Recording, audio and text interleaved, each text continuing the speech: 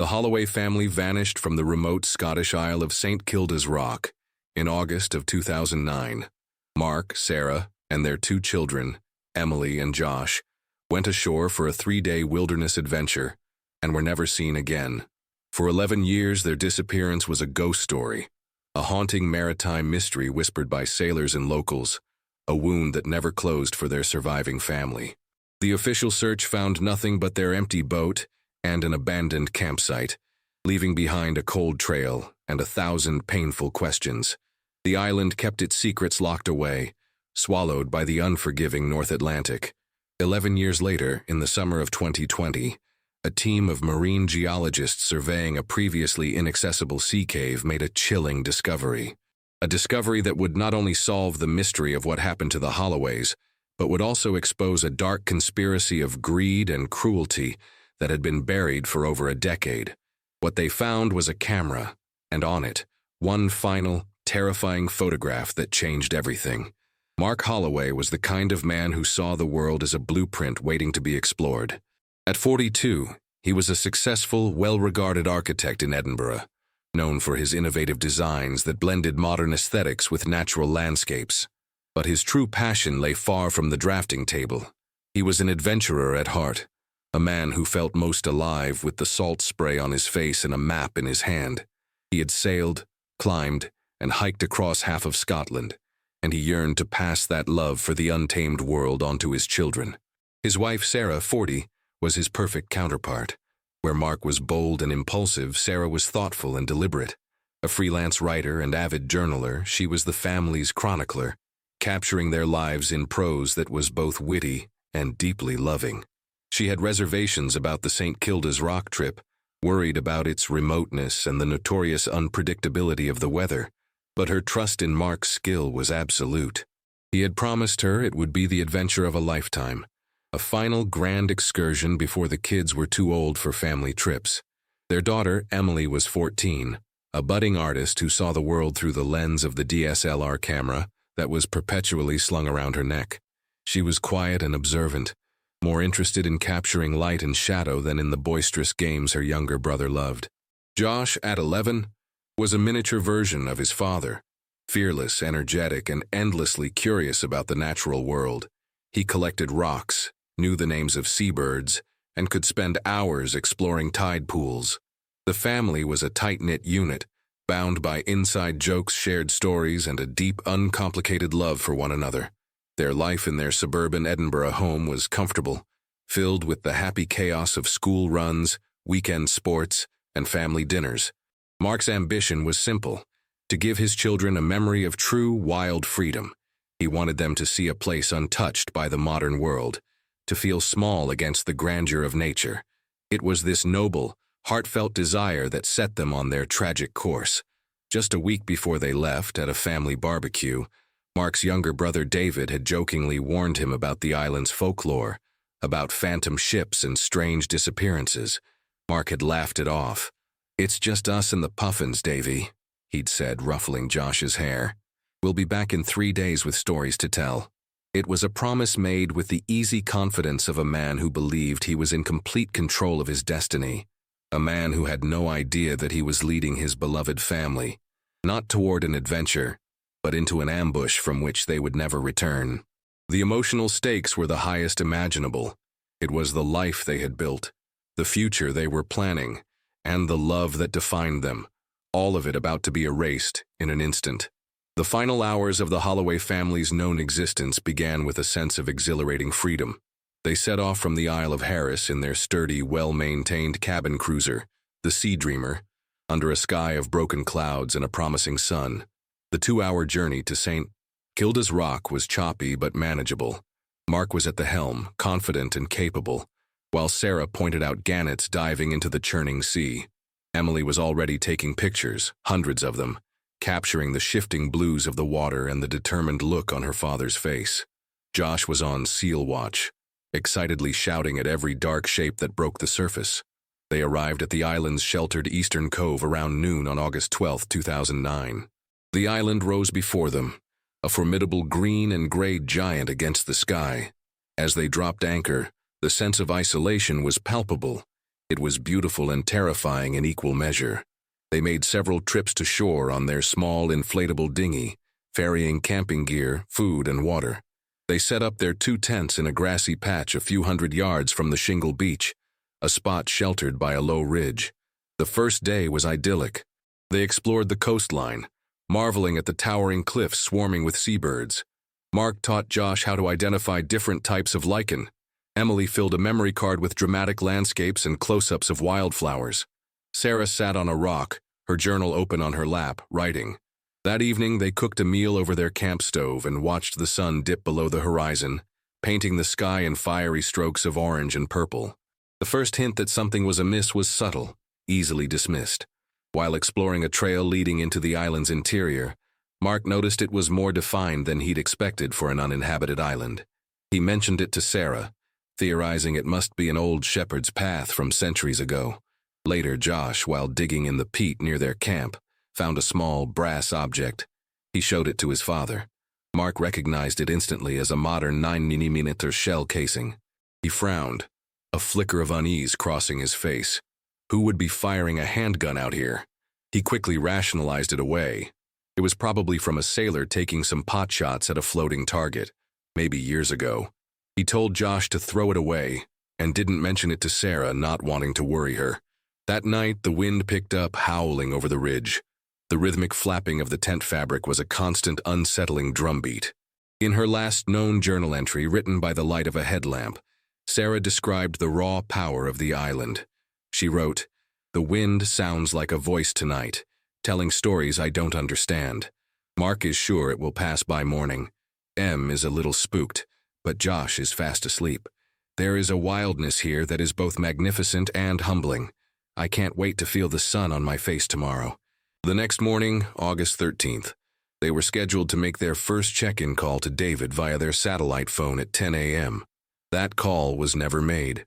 What happened between Sarah writing that final, hopeful entry and the moment of their disappearance would remain a complete mystery, a void of terror and silence that would consume the next 11 years. The pacing of their idyllic adventure was about to accelerate into a frantic, desperate fight for survival. The silence was the first sign. David Holloway had a standing agreement with his brother. For any remote trip, Mark would call at a pre-arranged time, no exceptions. The window was 10 a.m. on August 13th. By 10:30, David felt a familiar knot of brotherly concern. By 11, that concern had sharpened into real anxiety. He called the satellite phone repeatedly. Each call went straight to an automated message. The device was unreachable. He told himself there could be 100 benign reasons. A dead battery, a damaged antenna. Maybe they were in a deep ravine with no signal and had lost track of time. He spent the rest of the day pacing, his eyes fixed on the phone, willing it to ring. It remained silent. By evening, the anxiety had curdled into a cold, heavy dread. He knew his brother. Mark was meticulous about safety protocols. He wouldn't miss a check-in. Something was wrong. The next morning, with still no word, David contacted the Coast Guard. He relayed the family's itinerary, the make of their boat, and their exact planned location on St. Kilda's Rock. His voice was strained, cracking with a fear he was trying desperately to suppress. The initial response was measured. A vessel was dispatched from Stornoway, but the journey would take hours. The wait was agony for David. Finally, in the late afternoon, the call came. It was the confirmation of his worst fears. The Coast Guard patrol had located the Sea Dreamer, anchored in the exact cove Mark had described. The boat was empty. The inflatable dinghy was gone, presumably used to get to shore. A small team went ashore. What they found was a scene frozen in time, eerie and unsettling. The 2 tents were fully erect. Inside one, sleeping bags were unrolled. In the other, clothes were laid out. Outside, next to a camp stove, sat a pot with the remnants of a half-eaten breakfast. Scrambled eggs, cold and congealed. 4 plates were on the ground, with cutlery. A mug of tea, now cold, sat beside a camping chair. On the chair lay Sarah's open journal, its pages fluttering gently in the breeze. There were no signs of violence, no signs of a struggle, no blood. It was as if the 4 members of the Holloway family had been in the middle of their morning routine when they simply ceased to exist. Their wallets, phones, and Mark's satellite phone were found inside one of the tents. Their waterproof jackets were gone, suggesting they had perhaps gone for a walk. But their heavy hiking boots were still neatly lined up by the tent flap. Why would they go hiking on such rugged terrain without them? The search team combed the immediate area. They called out the names, Mark, Sarah, Emily, Josh, into the vast, indifferent landscape. The only reply was the cry of gulls and the sound of the wind. The scene was a portrait of absence, a collection of mundane objects made terrifying by the void around them. It was not a crime scene. It was a mystery scene lacking any logical explanation. The immediate assumption was a tragic accident. Perhaps they had all gone for a walk along the cliffs and a freak wave had swept them into the sea. But the tide charts for that morning didn't support a surge of that magnitude. And would an entire family of 4 be taken at once? The questions began to mount, each one more disturbing than the last. For David, hearing the news, the world tilted on its axis. The image of that silent, abandoned breakfast table would be seared into his mind forever. The official search for the Holloway family was, by all accounts, a massive and comprehensive operation. It was also, from the very beginning, plagued by misfortune and logistical nightmares. Within 24 hours of the discovery of their camp, St. Kilda's Rock was swarming with personnel. A major incident was declared. Coast Guard helicopters began flying grid patterns over the island, their rotor wash whipping the long grasses. Teams of police and mountain rescue volunteers were brought ashore, establishing a command post near the abandoned campsite. They were seasoned professionals, experts in searching Scotland's most unforgiving terrain. But the island was a uniquely brutal environment. It was a maze of treacherous bogs, razor-sharp rock ridges, and sheer cliffs that dropped hundreds of feet into the violent, churning Atlantic. Divers were deployed to search the waters around the cove, but the powerful currents and poor visibility made their work exceptionally dangerous and ultimately fruitless. The searchers operated on the most logical assumption: a hiking accident. They focused their efforts on the dramatic coastline, believing the family had fallen from a cliff or been swept away by the sea. They meticulously scoured every ledge and gully along the island's perimeter, yet they found nothing. No scrap of clothing, no lost shoe, no sign that the family had ever been there. Then, on the 3rd day of the search, the external conflict the rescuers feared most arrived. A severe North Atlantic storm, a weather system of unusual ferocity for August, slammed into the outer Hebrides. Winds gusted to over 80 miles per hour, and torrential rain turned the island's terrain into a slick, impassable quagmire. All search operations had to be suspended. For 3 critical days, the island was left to the storm, while the search teams waited impatiently on the mainland. This weather event was a devastating blow. It not only halted the search during the most crucial window, but also likely obliterated any tracks or scent trails the family might have left behind. The storm itself created its own tragedy. A search and rescue helicopter attempting to return to base in the high winds suffered a catastrophic tail rotor malfunction. The pilot, a veteran with thousands of hours of flight time, fought heroically to control the spinning aircraft and managed to execute a controlled crash landing in the sea just a mile from the coast of Harris. The crew was rescued, but the helicopter was lost, a multi-million-pound asset now sitting at the bottom of the ocean. The incident cast a dark pall over the entire operation and served as a grim reminder of the risks involved. When the search resumed, morale was low. The teams went back to work, but the feeling of hopelessness was growing. They expanded their search inland, but the assumption of a coastal accident remained the dominant theory, skewing their focus. David Holloway, who had flown to Stornoway to be close to the operation, grew increasingly frustrated. He felt the police were too fixated on the accident theory, ignoring the strange details. The abandoned boots, the shell casing he had learned about from the initial report. He pleaded with the lead inspector to consider foul play, to think outside the box. But with no evidence of a crime, their hands were tied. After 10 days of intense, exhaustive searching, the operation was officially scaled back. The formal search was over. They had used thermal imaging, dogs, divers, and dozens of expert searchers. They had found absolutely nothing.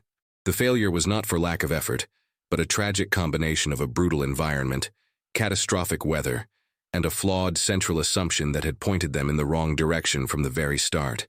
The island had won. The years that followed the failed search were long and cold. For David Holloway, they were a blur of grief, obsession, and fading hope. The case of the Holloway vanishing officially went cold within a year. The police files were boxed up, the incident room was dismantled, and the case was relegated to the bleak archives of the unsolved. But for David, it was never cold. It was a searing, ever-present reality. He quit his job as a financial analyst, unable to focus on spreadsheets and market trends when his brother's family was simply gone. His life became a singular, all-consuming quest for answers. He spent his inheritance funding private searches, hiring investigators, and plastering the faces of Mark, Sarah, Emily, and Josh on posters in every port town in Western Scotland. He created a website, a digital memorial, and a clearinghouse for any and all theories, no matter how outlandish. And the theories were plentiful. The mystery captured the public imagination, becoming a piece of modern British folklore. True crime forums buzzed with speculation. Some believed the family had staged their own disappearance, a theory David found deeply insulting. Others whispered of a tragic murder-suicide, a dark secret hidden within the seemingly perfect family. The more imaginative theories involved smugglers, spies, or even supernatural phenomena. The island of St. Kilda's Rock itself transformed in the public consciousness. It was no longer just a remote nature reserve. It was a place of immense sorrow and dread, a grim landmark. Sailors would point to it from a distance, telling passengers the haunting story of the family who stepped ashore and were never seen again. It became a dark tourism magnet, with a few morbidly curious boaters making the trip to see the cove where the Holloways had made their final camp. They would take photos, leave flowers that were quickly scattered by the wind, and stare at the inscrutable green hills, trying to feel the echo of the tragedy. Local fishermen began calling the island's highest peak Holloway's Watch, as if the family were still there, waiting. In some circles, the island was simply considered cursed, a place that consumed those who dared to disturb its solitude. For David, this mythology was a source of constant pain. His family had been reduced to a ghost story, their complex, loving lives flattened into a one-dimensional mystery. He grew older, his hair turning gray, his face etched with the lines of unresolved grief. Friends urged him to move on, to accept the ambiguity, but he couldn't. How could he? Their bodies had never been found. There was no grave to visit, no finality. There was only the gaping void they had left behind.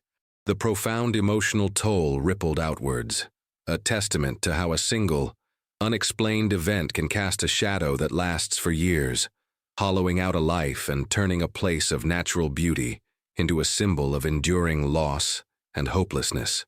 For 11 years, the silence from St. Kilda's Rock was absolute.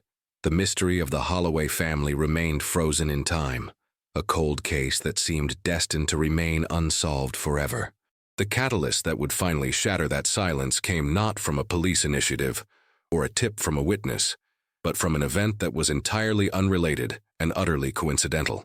In the summer of 2020, a grant was awarded to the University of Aberdeen's Department of Marine Geology to conduct a comprehensive survey of the unique coastal cave systems of the Outer Hebrides. The project's lead, Dr. Aris Thorne, a determined and respected geologist, chose St. Kilda's Rock as a key site due to its unusual rock formations. The island was a geological marvel, and its sea caves were largely unexplored. Specifically, he was interested in a series of caves on the island's rugged western shore, a coastline so battered by the elements that it was inaccessible for most of the year. Fate intervened a week before their expedition was scheduled to arrive. A minor submarine earthquake, its epicenter 50 miles out in the Atlantic, sent a series of powerful tremors through the region. The seismic event was barely noticed on the mainland, but on St. Kilda's Rock, it was significant enough to shift the island's geology in subtle but crucial ways. When Dr. Thorne and his small team of graduate students arrived, they found that the entrance to one particularly large cave, previously blocked by a massive rockfall, was now partially clear. A narrow, crawlable opening had been created. It was an unexpected opportunity they couldn't pass up. Equipped with helmets, headlamps, and survey equipment, two of the researchers, a young PhD candidate named Ben and Dr. Thorne himself, squeezed through the opening. The air inside was stale and ancient. The cave was immense, far larger than they had anticipated. As they moved deeper, their lights scanning the damp rock walls, Ben spotted something out of place. High up on a ledge, well above any normal high tide mark, was a flash of unnatural color, a bright industrial yellow. Intrigued, he scrambled up the slippery rock face to get a closer look. It was a pelican case, a brand of famously indestructible waterproof equipment containers. It was wedged tightly in a crevice, covered in a thin layer of dried salt and grime, but otherwise perfectly intact. It was a modern object in a place that felt untouched for millennia. With some effort, he and Dr. Thorne managed to pry it loose. It was heavy. They carried it back out into the daylight and, using a geological hammer, carefully broke the latches, which had been sealed shut by corrosion. The hiss of air escaping as the seal broke was the first sound the case had made in over a decade. Inside, nestled in protective foam, was a Canon DSLR camera. It looked almost new. This was the pivotal moment, the turn of the key in a lock that had been rusted shut for 11 years. That camera, protected from the elements in its plastic tomb and dislodged by a random tremor of the earth, held the answer. The narrative was about to shift violently from a long, cold mystery to a heart-pounding, relentless pursuit of the truth. The discovery of the Pelican case ignited a firestorm. Dr. Thorne, recognizing the potential significance of the find, immediately contacted the authorities. The case was transported back to Stornoway and handed over to Police Scotland. The officer who received it was Detective Inspector Lena Petrova. Petrova was new to the region, a sharp, methodical investigator from Glasgow who had transferred to the Highlands for a quieter life. She had read the Holloway file as part of her regional familiarization. It was the area's most infamous cold case. She felt a professional curiosity, but held little hope that this would be the breakthrough. Cold cases rarely broke this cleanly. In a sterile forensics lab, a technician carefully removed the camera's memory card. He inserted it into a card reader, and a folder of images appeared on his screen. Petrova stood behind him, watching. The first 100 photos were exactly what one would expect. Happy family shots on the boat, sweeping landscapes of the island's cliffs, close-ups of seabirds, Mark and Sarah smiling, their arms around each other, Josh making a funny face. Emily, presumably the one behind the camera for most of the shots, appeared in a few selfies with her brother. It was a poignant, heartbreaking album of a family's last happy days. Petrova felt a pang of sadness. Then, the tone of the photos shifted abruptly. The images became chaotic. A blurry shot of the ground, a photo of the sky, then a clear shot of Josh, his face filled with alarm, pointing at something out of frame, deeper inland. The next photo was shaky, a frantic shot of a patch of heather, then another showing two figures in the distance dressed in dark tactical-style clothing. They were too far away to identify. The technician kept clicking, and then it appeared. The final photograph. File number IMG 5487. The image was shockingly clear, perfectly in focus, taken from a low angle, as if the camera had been dropped but was still pointing up. It showed the faces of Mark and Sarah Holloway. They were on their knees. Their faces were masks of pure terror and disbelief. Looming over them was a man. His face, hard and weathered, was caught in three-quarter profile. He was wearing dark gear and holding something that looked like a suppressed pistol, pointed just out of frame. The children were nowhere to be seen. A timestamp in the photo's metadata read, August 13, 2009, 09:58 a.m., the time the family was supposed to be making their check-in call. The photo also contained embedded GPS data. The room fell silent. This wasn't an accident. This was an execution. Petrova's mind raced. This one photograph changed everything. It was a direct witness. She immediately reopened the case with a new urgent designation, multiple homicide. The man in the photo became their primary target. Using facial recognition software, they got a hit. The man was Gregor MacLeod, a former Special Forces soldier turned private security contractor. In 2009, he was the head of security for Thorne Industries, a massive global conglomerate owned by the reclusive and fiercely private billionaire, Marcus Thorne. Petrova's team started digging into Thorne. they discovered that one of his subsidiary shell corporations had secretly purchased St. Kilda's Rock in 2008 under a non-disclosure agreement, citing ecological preservation. It was a lie. Cross-referencing shipping manifests and shell company purchases, Petrova's team uncovered the truth. Thorne had been conducting a massive illegal prospecting operation on the island, searching for a rare earth mineral deposit rumored to be there. The Holloway family hadn't just gone for a walk. They had stumbled into a billion-dollar secret. The GPS coordinates from the final photograph became their new search grid. Petrova, along with a forensic team and a visibly shaken David Holloway, returned to the island. The coordinates didn't lead to a cliff or a beach. They led to a small, unremarkable clearing deep in the island's interior, an area the original search had barely touched. In the center of the clearing, hidden under a sophisticated camouflage net covered in soil and replanted heather, was a large circular concrete cap. It was an old Victorian-era well, deep and forgotten. The excavation was slow and painstaking. Hours turned into a full day. Finally, a forensic anthropologist working in the pit looked up, his face grim. "We've found them," he said softly. They had found the remains of all 4 members of the Holloway family. With the bodies recovered and the photograph as undeniable proof, the net closed. Petrova's team tracked Gregor MacLeod to a small cottage in the Orkney Islands, where he was living in quiet retirement. When 2 plainclothes officers knocked on his door and showed him a printout of IMG 5487, the old soldier's face crumbled. The fight went out of him completely. In custody, faced with the ghost on the screen, Gregor MacLeod confessed to everything. The confession of Gregor MacLeod was a deluge, a torrent of dark secrets held back for 11 agonizing years. In a sterile interview room, under the flat fluorescent lights, he laid out the entire horrific chain of events. The why was as simple and as ugly as it gets: greed. Marcus Thorne, his employer, had confirmed the existence of a vast deposit of neodymium on St. Kilda's Rock, a crucial element for modern electronics worth billions. The operation was completely illegal. Thorne had bought the island through shell companies to avoid environmental regulations and public oversight. The entire project was off the books, run by a skeleton crew of his most trusted security and geology personnel. Secrecy was absolute. Thorne's standing order was unequivocal. There could be no witnesses.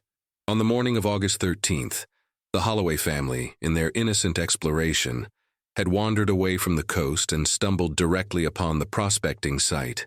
They saw the drilling equipment, the geological survey markers, and the small, camouflaged operations hut. Gregor MacLeod and 2 of his men were on site. The moment they saw the family, they knew the protocol. They cornered them. Mark Holloway, realizing the grave danger they were in, immediately became defensive, trying to get between the armed men and his wife and children. He argued, pleaded, and then, when he saw it was hopeless, he fought. He lunged at one of the men, trying to create a diversion so his family could run. It was in that moment of chaos and violence that Emily, terrified, dropped the camera.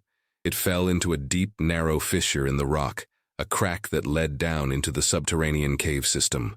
In the struggle, Gregor's orders were to contain the situation, but it escalated. A shot was fired. Panic turned to bloodshed. Following Thorne's brutal directive to the letter, Gregor and his men eliminated the entire family. There could be no loose ends. They were not just security. They were Thorne's personal cleanup crew. They spent the rest of the day meticulously sanitizing the scene. They drove the family's bodies in a small utility vehicle to the old, disused well in the island's interior. One by one, they lowered them into the darkness before sealing the well with the prefabricated concrete cap and expertly camouflaging it. They packed up their most sensitive equipment and left the island on their own unmarked boat under the cover of the approaching storm, which they knew would wash away any remaining evidence. They left the family's camp and boat untouched to create the perfect illusion of a mysterious vanishing, a story of a family claimed by the sea. They had almost succeeded. Their only mistake was not knowing about the camera. They never saw Emily drop it. They believed they had committed the perfect crime. With Gregor's signed confession, the case became an unstoppable legal force. Warrants were issued. The subsequent arrest of Marcus Thorne, now a frail 80-year-old man, at his sprawling English country estate was a global news event. The billionaire who had built an empire on a carefully cultivated image of philanthropy and genius was exposed as a ruthless monster. News of the conspiracy sent shockwaves through the financial and political worlds. The story was no longer about a tragic accident, but about the terrifying lengths a powerful man would go to protect his secrets and his fortune. The full, horrifying truth was finally laid bare for the world to see. The aftermath of the revelation was not a moment of celebration, but one of profound, somber closure. For David Holloway, the resolution he had chased for over a decade brought no joy, only the soul-crushing weight of confirmed truth. He stood on the shore of St. Kilda's Rock, watching as the forensics team respectfully carried the remains of his family onto the boat that would finally take them home. He had spent years imagining this moment, playing out 1,000 different scenarios in his mind. He had envisioned anger, relief, even vengeance, but what he felt was a quiet, hollow emptiness. The mystery was solved, but his family was still gone. The knowledge of their final moments, gleaned from Gregor's confession, was a new and terrible burden. The image of his brother fighting to protect his children, of his sister-in-law's terror, would haunt him forever. When he finally spoke to the press, his voice was steady, imbued with a sad dignity. He didn't speak of Marcus Thorne or Gregor MacLeod. He didn't speak of anger or hate. He spoke about Mark, the adventurous father. He spoke about Sarah, the loving mother and writer. He spoke about Emily, the talented young artist, and Josh, the fearless little explorer. He brought them back to life for the world, not as victims of a conspiracy, but as the vibrant, loving family they were. "For 11 years we searched for answers," he said, his eyes scanning the faces of the reporters. "Now we have them, and now I can finally keep my last promise to my brother. I can bring him and his beautiful family home." The emotional closure came not with the clang of a prison door, but in the quiet, personal moments that followed. It was in the planning of a funeral, a service 11 years too late. It was in the sifting through old photographs, the sharing of memories with relatives who had also lived in the limbo of not knowing. It was the complex, gut-wrenching feeling of relief that the uncertainty was over, inextricably mixed with the fresh, raw pain of knowing the brutal finality of their fate. The years of frantic searching were done, replaced by the long, slow work of grieving. The Holloway case left a legacy that extended far beyond one family's personal tragedy. It became a landmark case in modern British law, a stark and cautionary tale about the dark side of corporate power and the fallibility of initial investigations. The shocking revelation of Marcus Thorne's illegal operation on St. Kilda's Rock exposed a massive loophole in environmental and land use regulations.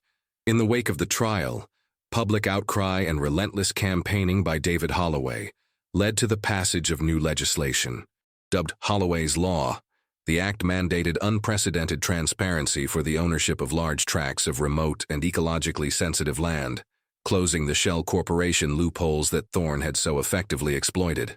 It also established stricter protocols for investigating disappearances in such areas, requiring authorities to consider foul play as a primary theory from the outset when unusual circumstances are present.